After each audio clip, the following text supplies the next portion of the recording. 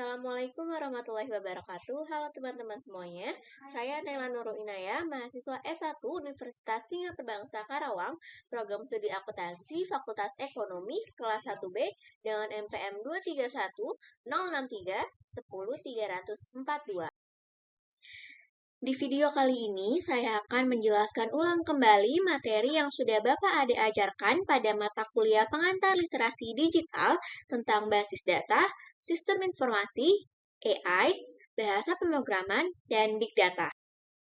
Di pembuatan video kali ini bertujuan untuk memenuhi tugas ujian akhir semester mata kuliah pengantar literasi digital dengan dosen pengampu Bapak Ade Anti Hendriadi.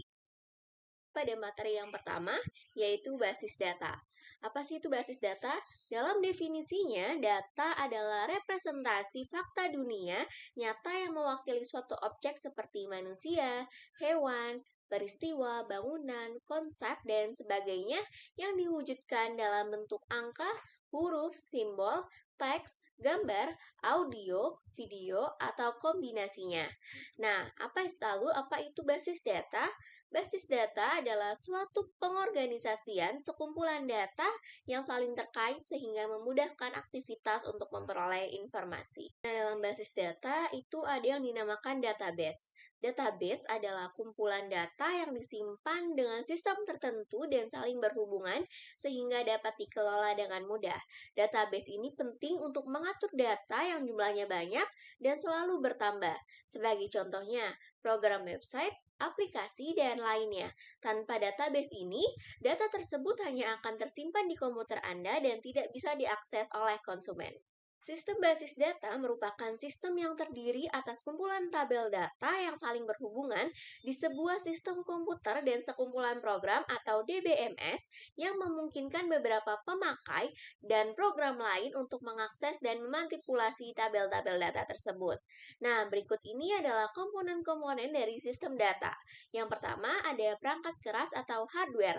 Perangkat keras ini diperlukan oleh DBMS dan aplikasi. Contoh dari perangkat keras antara lain personal computer atau PC, laptop, notebook, mainframe, perangkat keras, dan jaringan komputer. Yang kedua ada perangkat lunak atau software. Beberapa pengguna perangkat lunak ini diantaranya satu, perangkat lunak untuk sistem operasi. Contohnya ada Windows, Unix, Linux, Mac, OS, dan lain-lain. Yang kedua ada perangkat lunak untuk basis data. Contohnya MySQL, Oracle, Mr. Access, dan lain-lain. Dan yang ketiga, perangkat lunak untuk pemrograman. Contohnya Python, Java, C++, Ruby, dan lain-lain. Dan yang keempat, perangkat lunak untuk mengatur jaringan. Contohnya Cisco. Nah, ada lagi selain hardware dan software, itu ada data. Data ini merupakan komponen terpenting dalam DBMS. Dan selanjutnya ada prosedur. Prosedur merupakan instruksi dan aturan yang menentukan perencanaan dan penggunaan basis data. Dan terakhir ada manusia. Manusia ini salah satu sistem penting dalam adanya basis data ini. Kita masuk pada pembahasan pengenalan SQL. SQL adalah sebuah bahasa permintaan database yang terstruktur. Bahasa SQL ini dibuat sebagai bahasa yang dapat merelasikan beberapa tabel dalam database maupun merelasikan antar database. SQL dibagi menjadi 3 bentuk query, yaitu 1. DDL atau Data Division Language. DDL adalah sebuah metode query SQL yang berguna untuk mendefinisikan data pada sebuah database. Yang kedua ada DML, Data Manipulation Language. DML adalah sebuah metode yang dapat digunakan apabila DDL telah terjadi, sehingga fungsi dari query DML ini untuk melakukan pemanipulasian data yang telah dibuat. Yang ketiga ada DCL, Data Control Language. DCL adalah sebuah metode query SQL yang digunakan untuk memberikan hak otoritas mengakses database, mengolahkan space, pendefisian space, dan pengauditan penggunaan database. Untuk lebih jelasnya, berikut adalah pengertian dari masing-masing istilah yang terdapat pada hierarki basis data. Yang pertama ada bit. Bit adalah satuan unit data terkecil dalam komputasi digital yang pada dasarnya terdiri dari satu digital biner. Yang kedua ada file, menyatakan data terkecil yang memiliki makna. Istilah lain untuk file yaitu atribut. Kolom, contohnya file yaitu nama mahasiswa, alamat mahasiswa, harga barang, nama barang, jumlah beli, harga pokok, NIM, nilai murni, dan lain sebagainya. Yang ketiga ada record, atau kita bisa juga menyebutnya dengan tupel atau baris, yang menyatakan kumpulan dari sejumlah elemen data yang saling terkait. Sebagai contoh, mahasiswa mempunyai nama, alamat, tempat tanggal lahir, agama yang membentuk sebuah record. Yang terakhir ada tabel, menghimpun sejumlah record. Sebagai contoh, data pribadi dari semua mahasiswa disimpan di sebuah tabel. Kita masuk pada komponen DBMS. DBMS umumnya memiliki komponen-komponen berikut. Yang pertama ada kamus data. Digunakan untuk menyimpan deskripsi data yang digunakan dalam basis data di mana setiap elemen data antara lain memiliki tipe dan ukuran. Dan terkadang juga memiliki ketentuan yang mengatur nilai yang bisa dimasukkan dalam file. Yang kedua ada utilitas. Digunakan untuk memudahkan pemakaian dalam menciptakan basis data dan tabel serta dalam memanipulasi data. Yang ketiga ada pembangkit laporan, memudahkan dalam membuat laporan. Keempat ada pembangkit aplikasi, memudahkan dalam membuat aplikasi. Kelima ada keamanan akses, yaitu mengatur hak akses pemakaian. Dan yang terakhir ada pemulihan sistem untuk membentuk data ke basis data sekiranya terjadi kegagalan sistem. Lalu ada sejarah DBMS. DBMS terbagi atas beberapa perkembangan yang diantaranya pada tahun 1960 terdapat network database. Pada tahun 1971 ada satu generation atau hierarchical model. Pada tahun 1976 terdapat dua generation yang dikenal juga dengan Relation Database Management System atau RDBMS. Yang terakhir tahun 1990 ada 3 generation, perluasan dari RDBMS dengan dikeluarkannya Object Relational Database Management System atau ORDBMS dan Object Oriented Database Management System atau OODBMS. Menurut pengaksesannya, basis data dibedakan menjadi 4 jenis, yaitu 1. Basis data individual adalah basis data yang digunakan perorangan. Biasanya basis data ini banyak dijumpai pada PC, misalnya MIS Access, yang biasanya digunakan untuk mengelola basis data untuk kepentingan pribadi. Kedua, ada basis data perusahaan, adalah basis data yang dimaksudkan untuk diakses oleh sejumlah pegawai dalam sebuah perusahaan dalam sebuah lokasi. Basis data ini disimpan dalam sebuah server dan para pemakai dapat mengakses dari setiap komputer klien. Ketiga, ada basis data terdistribusi. Adalah basis data yang disimpan pada sebuah komputer yang terletak pada beberapa lokasi. Model seperti ini banyak digunakan pada bank yang memiliki banyak cabang di berbagai kota dan melayani transaksi perbankan yang bersifat online. Terakhir, ada bank data publik. Adalah jenis basis data yang dapat diakses oleh siapa saja atau publik. Sebagai contoh, banyak situs web yang menyediakan data yang bersifat publik dan dapat diambil oleh siapa saja. Basis data individual dirancang oleh perseorangan, sedangkan untuk basis data perusahaan, basis data terdistribusi, dan bank data publik didesain oleh data administrator atau DA dan dikelola oleh seorang spesialis yang dinamakan database administrator. Kita masuk pada pengenalan struktur query language atau SQL. SQL ini adalah sebuah bahasa permintaan database yang terstruktur. Bahasa SQL ini dibuat sebagai bahasa yang dapat merealisasikan beberapa tabel dalam database maupun merealisasikan antar database. User dapat menambahkan, mengubah, mengupdate, mencari, dan menghapus data dari suatu sistem database dengan menggunakan SQL. Standar SQL didefinisikan oleh ISO, International Standard Organization, dan ANSI, The American National Standard Institute. SQL dilavalkan dengan membaca setiap karakternya SQL atau SQL. Buat database akurat desktop. Yuk kita mulai. sebelumnya kita buat dulu nih folder tempat penyimpanan database-nya. Kita buat contoh misalnya di sini. Nah, ini sudah saya pernah buat. Nah, kita buat di sini Accurate. Nanti untuk database-nya kita akan simpan di sini. Lalu kita ke buat database perusahaan baru. Kita pilih lokal. Lalu kita pilih folder penyimpanannya tadi di disk PC, lalu ke data ke Accurate seperti ini. Nanti kita isi namanya apa nih, kita isi namanya contoh, kita create, kita oke. Nah, kita tunggu sampai selesai prosesnya.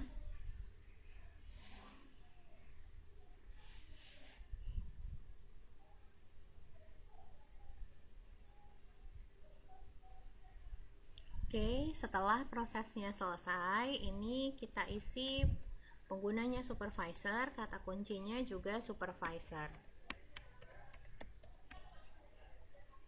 Oke.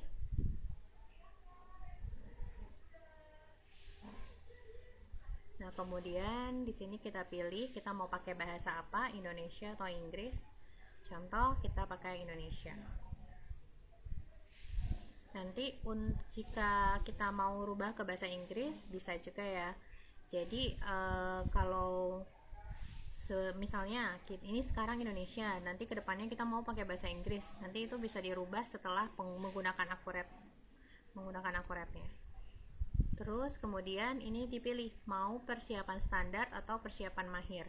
Jika kita pilih persiapan standar, nanti akun perkiraannya sudah diisi sesuai akun perkiraan yang ada di Accurate.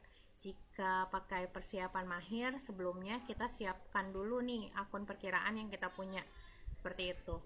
Pada contoh kali ini kita buat persiapan standar, lalu lanjut. Yes.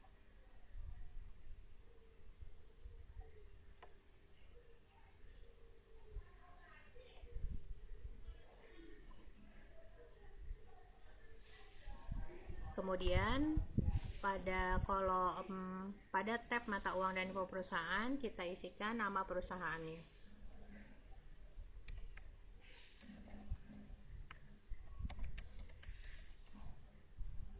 Kita lengkapi alamatnya dan tanggal mulai tutup bukunya. Nah, di sini ada mata uangnya, kita menggunakan mata uang apa aja. Jika ada USD, bawahnya kita tambahkan USD, seperti itu. Jika memang IDR aja, cukup IDR aja. Seperti itu. Lalu next kita langsung ke barang dan jasa. Untuk kas bank dan pelanggan pemasok bisa diimport setelah database-nya dibuat. Di barang dan jasa kita pilih metode persediaannya, mau pakai rata-rata atau FIFO. Contoh di sini kita pakai rata-rata, lalu lanjut.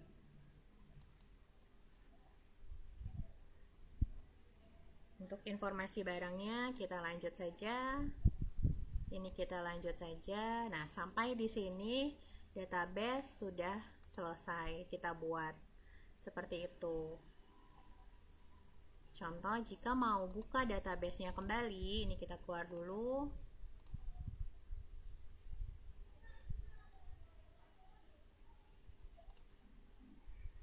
Jika mau buka database-nya,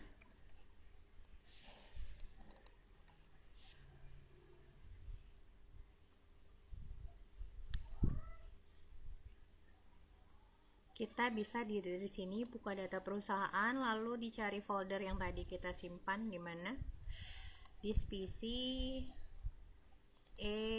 Accurate, tadi namanya contoh GDB Open. Oke.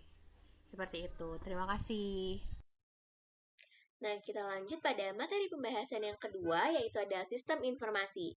Informasi adalah data yang telah diolah menjadi bentuk lebih berguna dan berarti bagi yang menerimanya.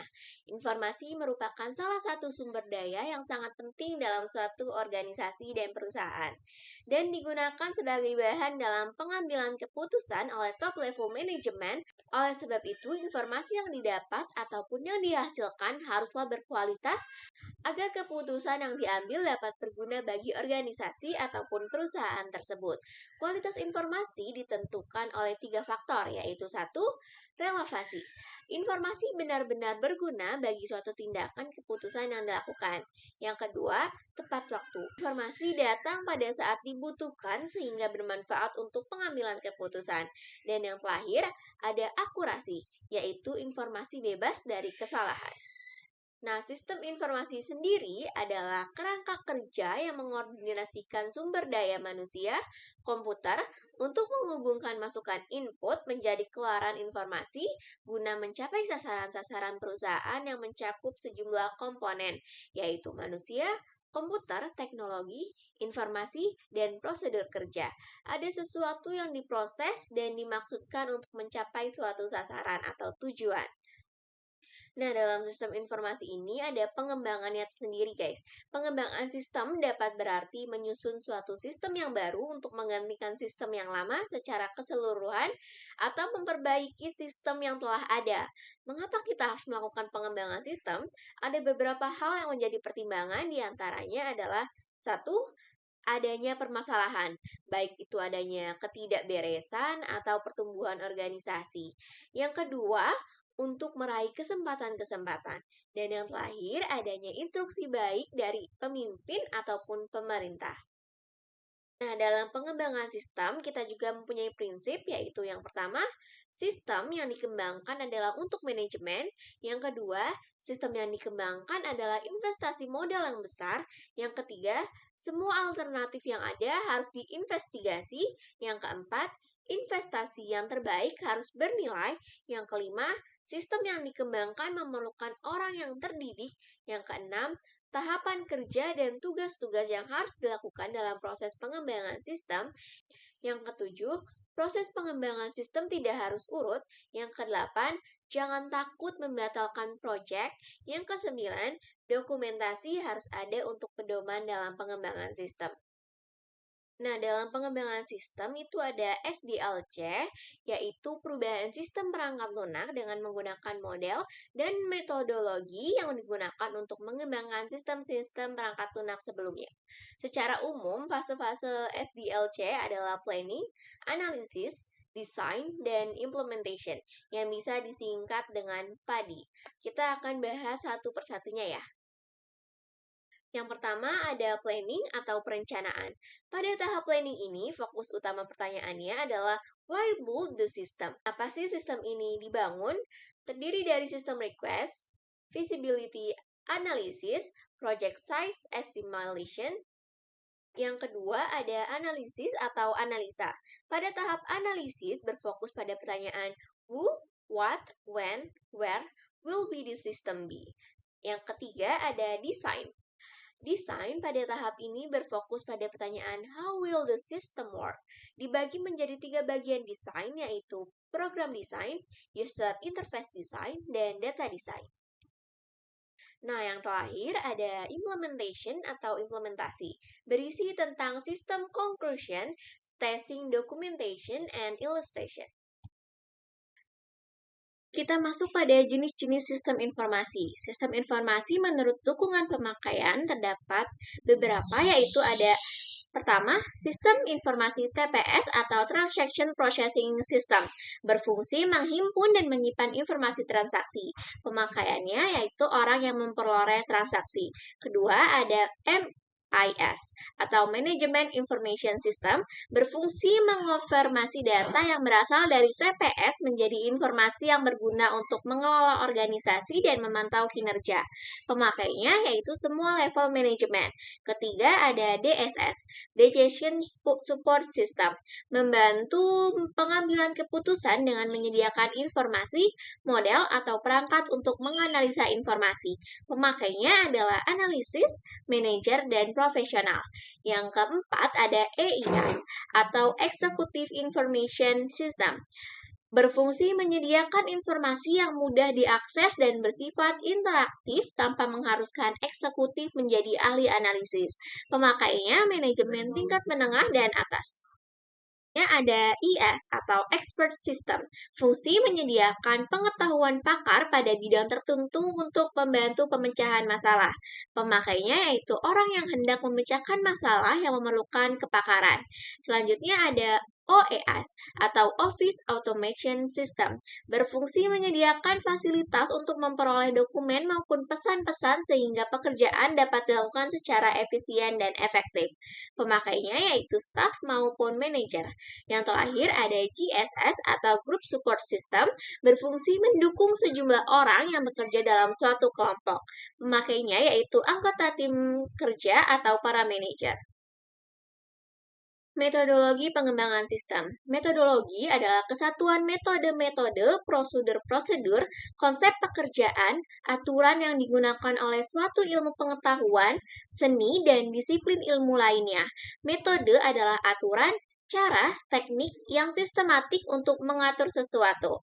Metodologi mengembangkan sistem adalah metode-metode, prosedur-prosedur yang digunakan untuk melakukan pengembangan sistem informasi. Lalu mengapa sih kita harus melakukan pengembangan sistem? Ada beberapa hal yang menjadi pertimbangan, di antaranya adalah satu, adanya permasalahan, baik itu adanya ketidakberesan atau pertumbuhan organisasi. Yang kedua, untuk meraih kesempatan-kesempatan, dan yang ketiga, adanya instruksi baik dari pemimpin ataupun pemerintah. Dengan telah dikembangannya sistem yang baru, maka diharapkan akan terjadi peningkatan-peningkatan di sistem yang baru, yaitu dengan meningkatkan satu, performa atau kinerja. Peningkatan terhadap kinerja sistem yang baru sehingga menjadi lebih efektif. Kinerja dapat diukur dari throughput atau jumlah dari pekerja yang dapat dilakukan suatu saat tertentu dan respon time, atau rata-rata waktu yang tertunda di antara dua transaksi atau pekerja ditambah dengan waktu respon untuk menanggapi pekerjaan tersebut. Yang kedua, ada information atau informasi, peningkatan terhadap kualitas informasi yang disajikan. Yang ketiga, ada ekonomi atau ekonomis, peningkatan terhadap manfaat-manfaat, keuntungan-keuntungan, penurunan-penurunan biaya yang terjadi. Yang keempat, ada kontrol atau pengendalian, peningkatan terhadap pengendalian untuk mendeteksi dan memperbaiki kesalahan-kesalahan serta kecurangan-kecurangan yang akan terjadi.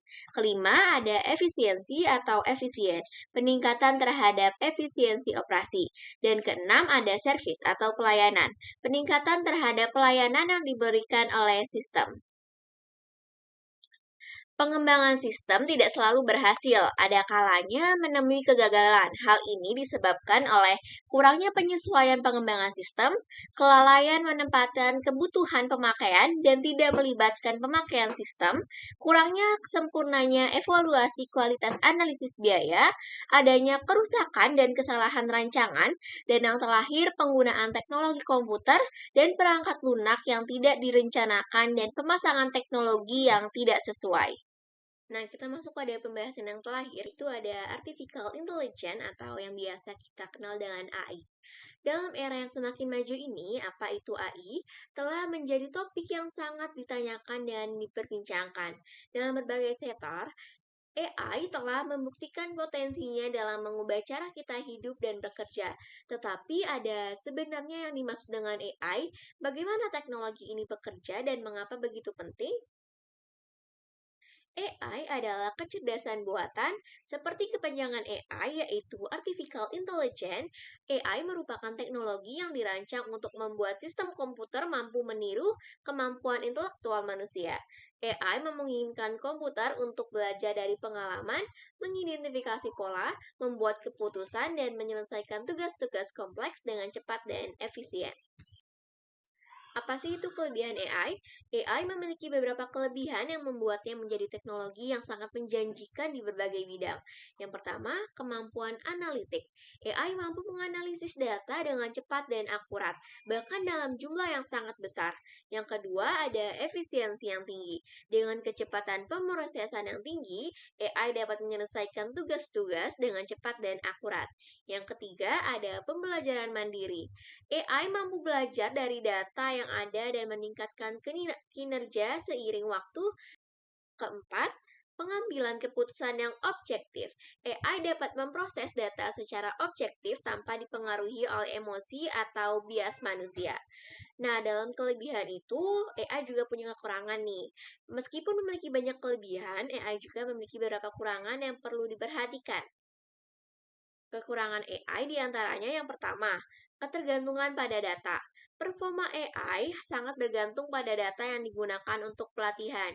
Jika data yang digunakan tidak representatif atau terkontaminasi oleh bias, maka sistem AI dapat menghasilkan hasil yang tidak akurat atau tidak adil. Yang kedua, ada keterbatasan pemahaman konteks. AI cenderung memiliki pemahaman yang terbatas dalam memahami konteks yang kompleks. Yang ketiga, ada keamanan dan privacy. Penggunaan AI dapat melibatkan resiko keamanan dan privasi data. Data yang dikumpulkan dan digunakan oleh sistem AI dapat rentan terhadap serangan atau penyalahgunaan oleh pihak yang tidak berwajib. Yang keempat, yang paling sering kita rasakan yaitu penggantian pekerjaan manusia. Kemampuan AI untuk mengontaminasi tugas-tugas dapat mengancam pekerjaan manusia. Pekerjaan yang sederhana dan berulang dapat digantikan oleh sistem AI ini, sehingga mempengaruhi lapangan kerja yang tertentu. Dan sudah pasti lapangan kerja akan semakin menipis. Nah, dapat saya simpulkan di sini, AI adalah teknologi yang menjanjikan dengan potensi besar untuk meningkatkan efisiensi dan akurasi dalam berbagai bidang. Namun, perlu diingat bahwa penggunaan AI juga harus dilakukan dengan hati-hati, mempertimbangkan kekurangan dan implementasi etis yang mungkin ditimbulkan. Kita masuk ke sejarah pembuatan AI atau Artificial Intelligence. Sejarah perkembangan kecerdasan buatan dibagi menjadi beberapa periode yang dapat dijabarkan sebagai berikut. 1. Cikal bakal kecerdasan buatan ketika tahun 1943 hingga 1955.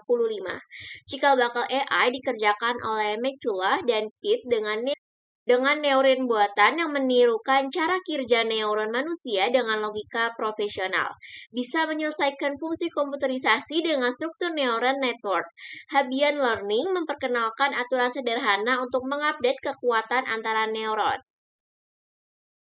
Mengapa AI berbeda dengan disiplin ilmu lain yang serupa? Karena AI berfokus menirukan kemampuan manusia seperti kreativitas, pengembangan diri, dan penggunaan bahasa. Selain itu juga karena metodologi AI merupakan cabang dari ilmu komputer yang berupaya membangun mesin yang berfungsi otonom pada lingkungan yang kompleks dan berubah-ubah. Ketiga, ada awal mula AI yang penuh antusias dan harapan besar ketika tahun 1952 hingga 1969, merupakan tahapan pengembangan aplikasi AI yang sukses jika dibandingkan dengan program komputer primitif. Banyak aplikasi AI yang berhasil sehingga memunculkan istilah evolusi mesin. Yang keempat, ada AI menjadi industri pada tahun 1980 hingga sekarang. Aplikasi komersial pertama menggunakan sistem pakar bernama RI yang digunakan oleh perusahaan Amerika ketika tahun 1982. Jepang juga membentuk proyek jangka panjang menggunakan komputer kecerdasan berbasis Prolog. Kelima, ada kecerdasan buatan menjadi disiplin ilmu pada tahun 1987 hingga sekarang. Dan yang terakhir adalah AI menambahkan diri di semua bidang pada tahun 1955 sampai sekarang. Nah, menurut Winston dan Pendergast pada tahun 1984, tujuan dibuatnya kecerdasan buatan ini adalah yang pertama, membuat mesin menjadi lebih pintar, yang kedua, memahami apakah kecerdasan buatan itu, dan yang ketiga, membuat mesin menjadi lebih berguna. Definisi AI menurut Russell dan Norvig dapat dikategorikan menjadi dua dimensi utama yang membahas proses atau penalaran berpikir dan perilaku atau tindakan. Selanjutnya, definisi AI dapat dijabarkan lagi berdasarkan kinerja atau performan dan resultasnya. Keempat sudut pandang tersebut membentuk matriks definisi AI, yaitu satu, thinking humanly, yaitu sistem yang berpikir seperti manusia. Yang kedua ada thinking rationally, sistem yang berpikir secara rasional. Yang ketiga ada acting humanly, sistem yang bertindak seperti manusia. Dan yang terakhir ada acting rationally, atau sistem yang bertindak secara rasional.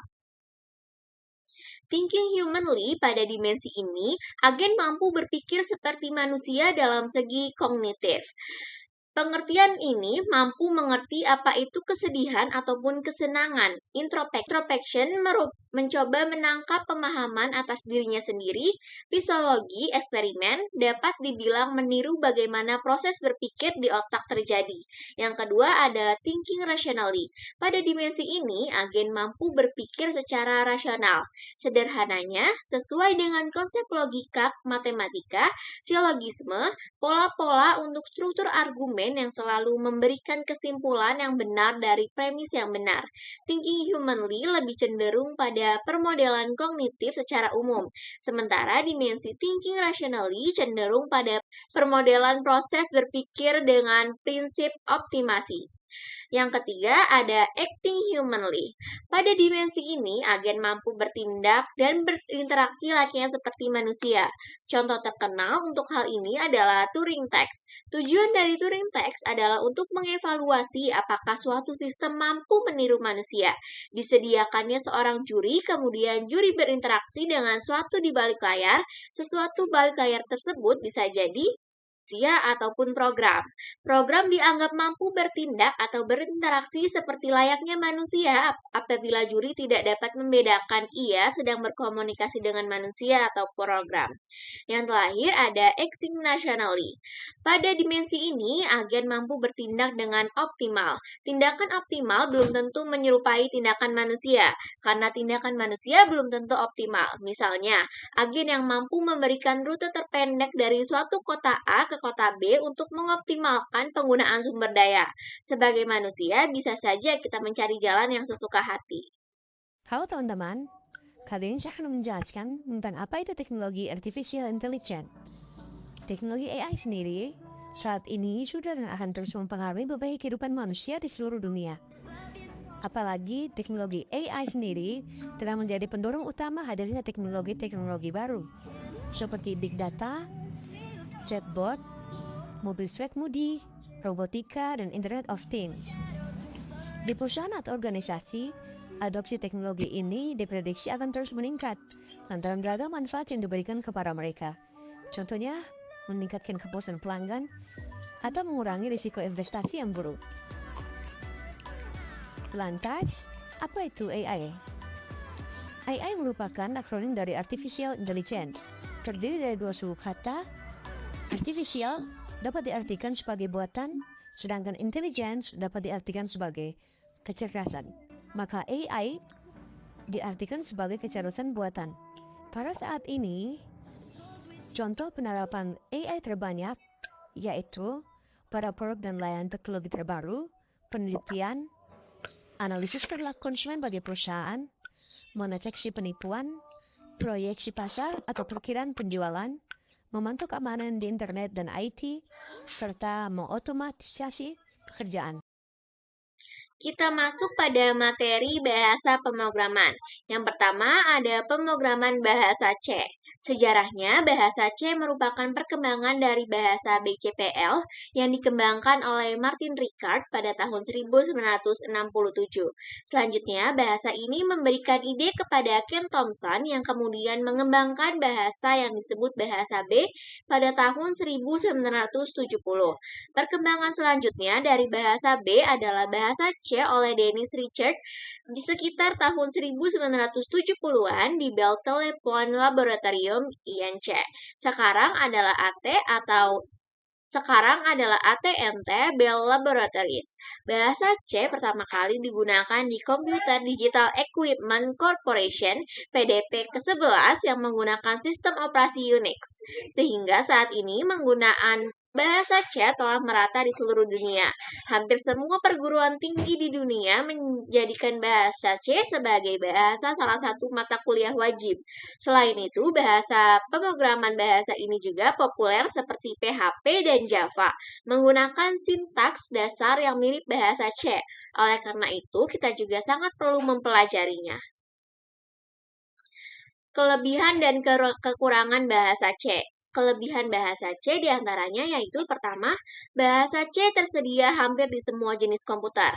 Kedua, kode bahasa C sifatnya adalah portable dan fleksibel untuk semua jenis komputer.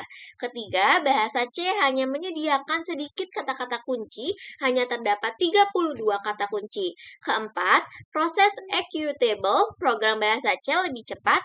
Kelima, dukungan pustaka yang banyak. Keenam, C adalah bahasa yang terstruktur, dan yang terakhir, bahasa C termasuk bahasa tingkat menengah. Nah, kekurangan bahasa C yaitu banyaknya operator serta fleksibilitas penulisan program kadang-kadang membingungkan pemakai. Yang kedua yaitu bagi pemula pada umumnya akan kesulitan menggunakan pointer. Selanjutnya, kita masuk kepada struktur dasar bahasa C. Pertama, ada tipe data. Tipe data merupakan bagian program yang paling penting karena tipe data mempengaruhi setiap instruksi yang akan dilaksanakan oleh komputer. Misalnya saja, 5 bagian, 2 bisa saja menghasilkan hasil yang berbeda tergantung tipe datanya.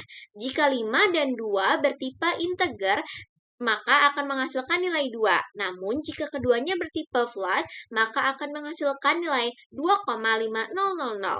Pemilihan tipe data yang tepat akan membuat proses operasi data menjadi lebih efisien dan efektif. Kedua, ada konstanta. Konstanta merupakan suatu nilai yang tidak dapat diubah selama proses program berlangsung. Konstanta nilainya selalu tetap. Konstanta harus didefinisikan terlebih dahulu dari awal program. Konstanta dapat bernilai integer, pecahan, karakter, dan string. Ketiga, ada variabel. Variabel adalah suatu pengenalan atau identifier yang digunakan untuk mewakili suatu nilai tertentu di dalam proses program. Berbeda dengan konstanta yang nilainya selalu tetap, nilai dari suatu variabel bisa diubah-ubah sesuai kebutuhan. Nama dari suatu variabel dapat ditentukan sendiri oleh pemrogram dengan aturan sebagai berikut. Yang pertama, terdiri dari gabungan huruf dan angka dengan karakter pertama harus berupa huruf.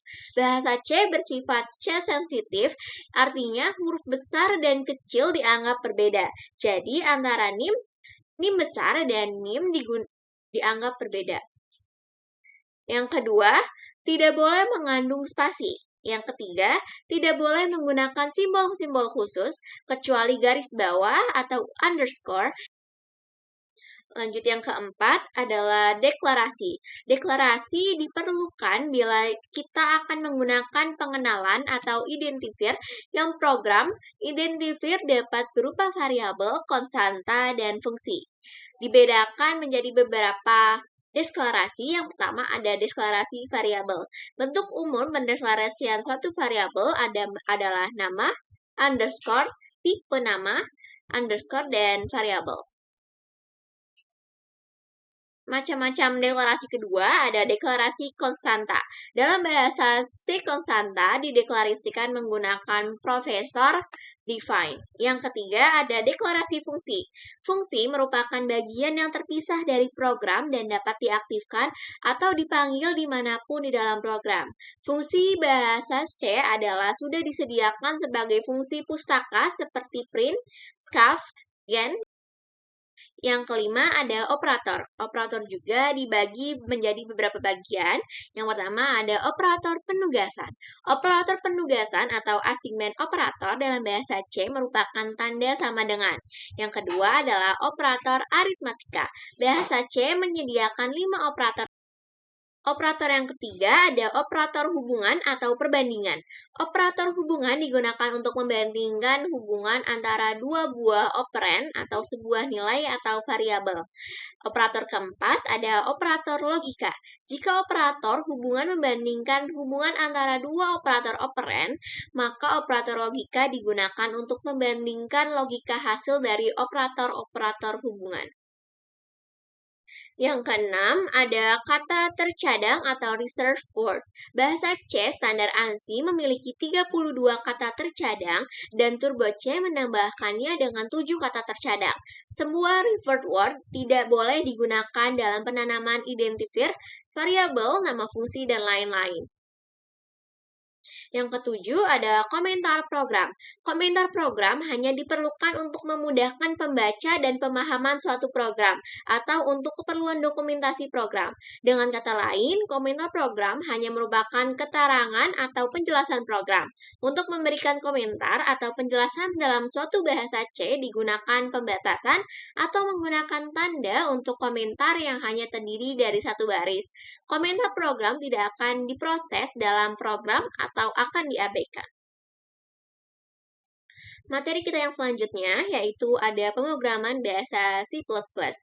Program dalam deretan instruksi yang digunakan untuk pengendalian komputer sehingga komputer dapat melakukan tindakan sesuai dengan yang dikehendaki pembuatnya.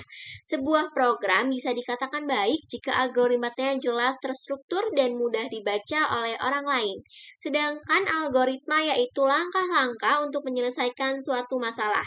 Adapun pengertian dari pemrograman terstruktur yaitu metode untuk mengorganisasikan dan membuat kode-kode program supaya mudah untuk dimengerti, mudah dites, dan dimodifikasi, di mana programnya dapat dipergunakan oleh pengguna secara mudah dan dapat dimengerti tentang proses yang sedang dilakukan oleh program tersebut, serta dapat mengatur kebutuhan akan hierarki, masukan, dan keluhan. Setiap bahasa pemrograman mempunyai kelebihan dan kekurangan masing-masing. Kriteria yang digunakan untuk menilai kelebihan dan kekurangan suatu bahasa pemrograman antara lain: 1. Ekspresif. Bahasa pemrograman yang baik harus jelas dalam menggambarkan algoritmanya yang dibuat. Yang kedua, ada definitas dan dapat didefinisikan dengan baik. Bahasa pemrograman dapat didefinisikan dari adanya sintak dan semantik baik. Sintak dan semantik ini haruslah konsisten dan tidak bermakna ganda. Ketiga, ada tipe data dan strukturnya. Bahasa pemrograman yang baik harus berkemampuan dalam mendukung berbagai tipe data, integer, string, real, serta struktur data atau array, record, dan file. Yang keempat, ada modularitas. Bahasa pemrograman yang baik harus memiliki fasilitas subprogram. Program yang besar dapat dikerjakan oleh beberapa program secara bersama-sama yang nantinya dengan mudah dapat digabungkan menjadi sebuah modul saja. Yang kelima, adanya input dan output. Bahasa pemrograman yang baik harus dapat mendukung berbagai jenis mode file seperti sequential, random, index, dan seterusnya dalam proses masukan dan keluaran. Yang keenam, ada portabilitas. Bahasa pemrograman yang dapat digunakan pada berbagai tipe mesin komputer yang berbeda-beda. Yang ketujuh, ada efisiensi. Bahasa pemrograman yang dapat mengatur banyaknya instruksi program dalam membatasi waktu tempuh pemrosesan, mengatur jumlah memori yang digunakan program. Kedelapan, ada interaktif. Bahasa pemrograman yang baik harus mudah dipelajari dan diajarkan pada user, serta dimengerti tentang proses yang sedang dilakukannya. Yang kesembilan, umum. Bahasa pemrograman yang baik harus memiliki jangkauan yang luas untuk berbagai aplikasi pemrograman sehingga dapat bersifat bahasa serbaguna. Sehingga dengan melihat beberapa kriteria tadi, seorang programmer dapat menentukan bahasa pemrograman manakah yang harus digunakan. Dengan mengetahui pemahaman tentang berbagai bahasa pemrograman, programmer dapat membandingkan mana yang baik dan mana yang sekiranya kurang tepat. Kita masuk pada tahapan membuat program. Pemrograman adalah sebuah rangkaian instruksi-instruksi dalam bahasa komputer yang disusun secara logis dan sistematis. Proses pemrograman komputer bertujuan untuk memecahkan suatu masalah dan membuat mudah pekerjaan dari user atau pengguna komputer. Adapun tahapan pemrograman yang kompleks sebagai berikut. Yang pertama ada definisi masalah. Menentukan model atau rancangan apa yang akan dibuat untuk penyelesaian masalah. Yang kedua ada analisa kebutuhan, menentukan data untuk masukan dan keluaran yang diminta, bahasa pemrograman yang digunakan, serta tipe komputer apa yang dibutuhkan. Yang ketiga, pembuatan algoritma atau desain algoritma. Membuat susunan langkah-langkah atau instruksi penyelesaian masalah. Hal ini dapat dilakukan dengan dua cara, yaitu menggunakan flowchart atau menggunakan bahasa semu atau VS Code. Yang keempat, ada pemrograman dengan bahasa pemrograman. Pembuatan program dengan menggunakan bahasa pemrograman. Yang kelima, ada pengujian program dapat dilakukan menjadi dua tahap, yaitu Pertama, pengujian tahap debugging untuk mengecek kesalahan program baik sintaktik ataupun logika. Yang kedua, pengujian tahap profiling untuk menentukan waktu tempuh dan banyak memori program yang digunakan setelah program bebas dari kesalahan sehingga dapat dilakukan proses execute program. Yang keenam, ada dokumentasi yang digunakan untuk file backup. Ketujuh, pemeliharaan. Upaya yang dilakukan dengan menghindari kerusakan atau hilangnya suatu program, baik hardware maupun human error. Nah, kita masuk kepada materi terakhir kita di video kali ini, yaitu Big Data. Pendahuluan analisis Big Data. Di era teknologi saat ini, semua aktivitas bergantung pada sejumlah besar transaksi yang dilakukan secara daring atau online. Volume data dengan jumlah yang sangat besar semakin meningkat dengan kecepatan tinggi di internet atau World Wide Web. Berdasarkan World Wide Web Sites.com, web yang teridentifikasi atau terdata berjumlah 45 miliar halaman web pada tanggal 30 April 2018. Terdapat banyak definisi Big Data di berbagai literatur. Kumpulan data dengan skala besar merupakan kombinasi dari kumpulan data dalam jumlah besar, kompleks, beragam, dan heterogen yang dihasilkan dari berbagai sumber. Misalnya dari perangkat sensor, transaksi bisnis, jejaring sosial, dan sebagainya. Secara umum, berdasarkan literatur yang ada, Big Data adalah kumpulan data berskala besar yang tidak bisa ditangani dan dikelola dengan manajemen dan konvensional yang umum digunakan. Metode analitik juga dibutuhkan untuk mengambil, menyimpan, mengakses, mengelola, dan memvisualisasikan data dalam kurun waktu tertentu. Konsep Big Data mempercepat sebuah revolusi baru dalam proses pengelolaan data dengan skala besar di berbagai disiplin ilmu dan teknologi.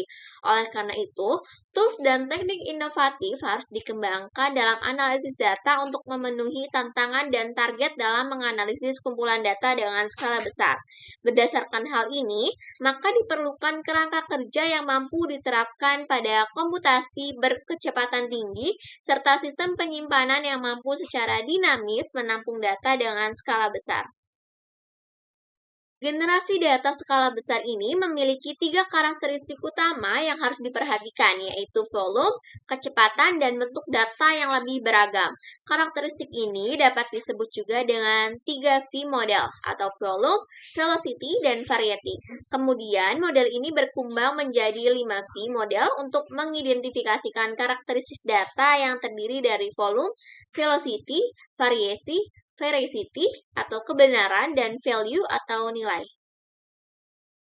Kita bahas masing-masingnya. Yang pertama ada volume, merupakan besarnya kumpulan data berskala besar. Variasi pada ukuran data skala besar ini bergantung pada struktur dan waktu data. Misalnya, volume yang merupakan ukuran data yang diperoleh dari sumber data berbeda. Data media sosial seperti Facebook, LinkedIn, Twitter, dan sebagainya merupakan jenis data dengan volume yang sangat besar. Total volume data di seluruh dunia pada tahun 2025 diperkirakan akan mencapai 175 zettabyte berdasarkan International Data Corporation. Yang kedua ada velocity, merupakan tingkat kecepatan di mana data diterima dan kemudian disempurnakan untuk tujuan analisis. Kecepatan data bergantung pada konsep aliran data yang digunakan model sliding Windows buffering. Jejaring sosial seperti Facebook dan YouTube menghasilkan aliran data secara berkelanjutan melalui foto dan video atau status yang dibagikan. Yang ketiga ada variation, adalah jenis data dengan representasi berbeda sebagai data terstruktur, semi-terstruktur, dan tidak terstruktur. Beberapa contoh data terstruktur adalah data relasional, data tabular, dan data electronic health record, data dari gawai atau ponsel pintar, log data, audio, video, gambar, blog, dan data jaringan internet merupakan contoh data tidak terstruktur. HTML dan XML merupakan contoh data dengan jenis semi-terstruktur. Yang keempat ada veracity atau kebenaran, mengacu pada bias atau noise dan abnormalitas dalam data. Permasalahan pada veracity muncul karena adanya ketidakpastian progres, pemrosesan acak, ketidakpastian input data, dan ketidakpastian model.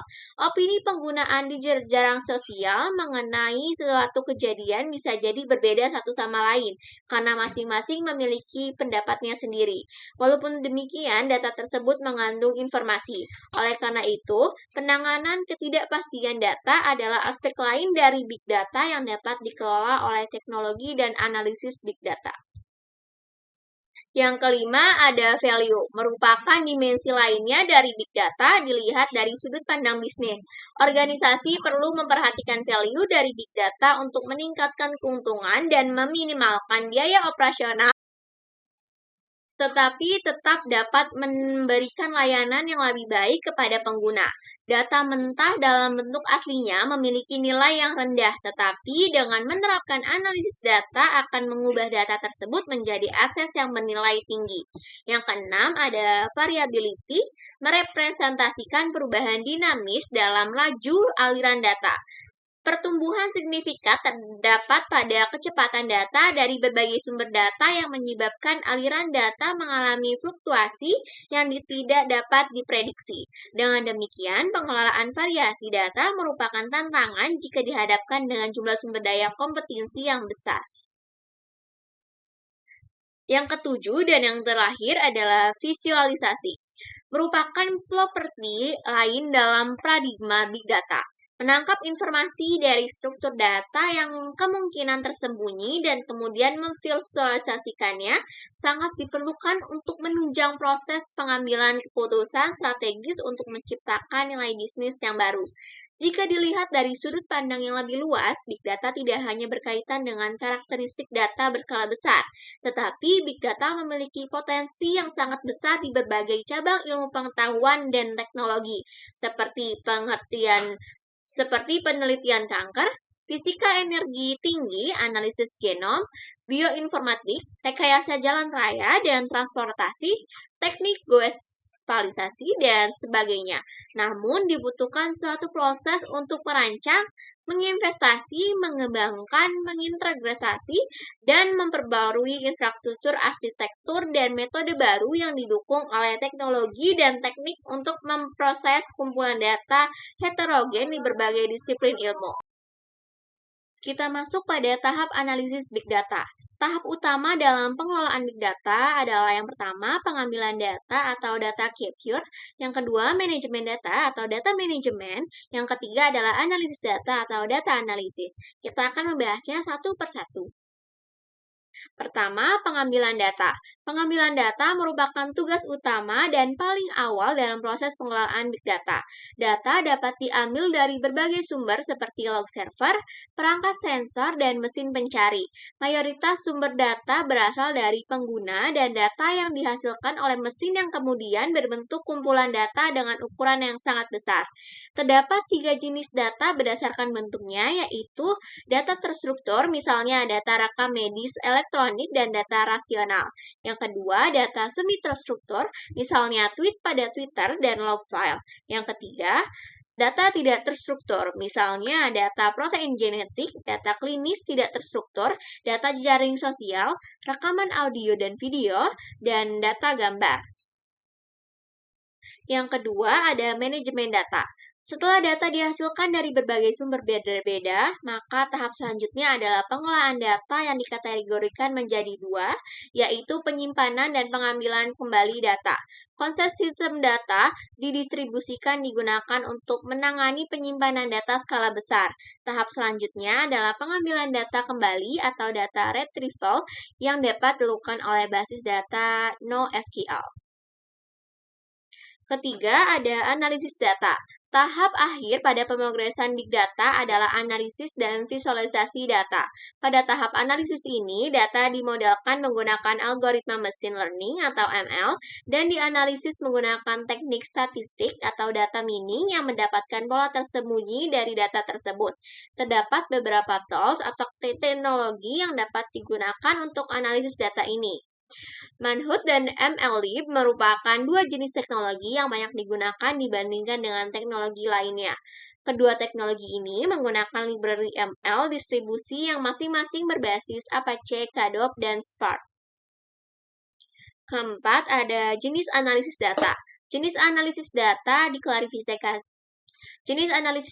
diklasifikasi menjadi 3, yaitu berdasarkan jenis data, jenis domain, dan jenis implementasinya. Sesuai dengan tipe data teks, audio, video, dan data web dianalisis dengan menggunakan analisis teks, analisis audio, analisis video, dan analisis web. Berdasarkan jenis domain atau bidang penerapannya, analisis big data juga dibedakan menjadi beberapa kategori, yaitu analisis kesehatan, analisis finansial, analisis media sosial, analisis perkotaan, dan analisis energi. Terakhir ada analisis grafik, analisis kecurangan fraud, analisis pengawasan, analisis risiko, analisis sentimen, analisis streaming, dan analisis visual. Mungkin sekian materi yang dapat saya sampaikan. Terima kasih kepada teman-teman yang sudah menonton dari awal sampai akhir. Semoga ilmunya dapat bermanfaat. Dan terima kasih juga kepada Bapak Ade yang telah mengajarkan ilmu ini kepada saya. Sekian video dari saya. Wassalamualaikum warahmatullahi wabarakatuh.